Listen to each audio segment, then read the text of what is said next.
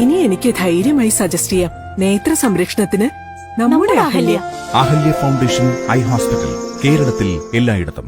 കപ്പൂർ ജനതാ ഗ്രന്ഥശാല വാർഷികാഘോഷവും general body യോഗവും നടത്തി. കപ്പൂർ ഗ്രാമപഞ്ചായത്ത് പ്രസിഡന്റ് ഷറഫുദ്ദീൻ കളത്തിൽ ഉദ്ഘാടനം ചെയ്തു.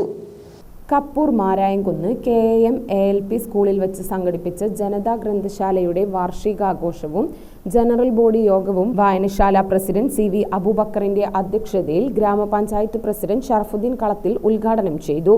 ഗ്രന്ഥശാല ഇല്ലാത്ത വാർഡുകളിലെ അംഗനവാടികൾ കേന്ദ്രീകരിച്ച് ഗ്രന്ഥശാല ആരംഭിക്കാൻ പദ്ധതിയുണ്ടെന്നും ഷറഫുദ്ദീൻ കളത്തിൽ പറഞ്ഞു.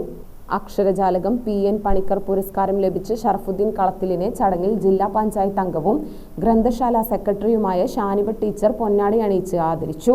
ഗ്രന്ഥശാല സെക്രട്ടറി ഷാനിബ ടീച്ചർ റിപ്പോർട്ട് അവതരിപ്പിച്ചു. കേരള നിയമസഭ പാസാക്കിയ Kerala state library council act and rule അനുസരിച്ച് KSLC നിയമാവലി ഭേദഗതി യോഗം അംഗീകരിച്ചു. വായനശാല അംഗങ്ങളായ അലി കുമർനെല്ലൂർ, യൂനസ്, രഞ്ജിത്ത്, ലൈബ്രറിയൻ സുധി പൊന്നേങ്കാവിൽ തുടങ്ങിയവർ സംബന്ധിച്ചു. വാർഡ് മെമ്പർ സൽമ ടീച്ചർ, വായനശാല എക്സിക്യൂട്ടീവ് അംഗം മനോജ് പുലാശ്ശേരി എന്നിവർ പങ്കെടുത്ത് സംസാരിച്ചു. തുടർന്ന് ഇടക്കയിൽ സുജിത് കൊട്ടോലിന്റെ വിസ്മയിപ്പിക്കുന്ന മിന്നും പ്രകടനവും ഉണ്ടായി.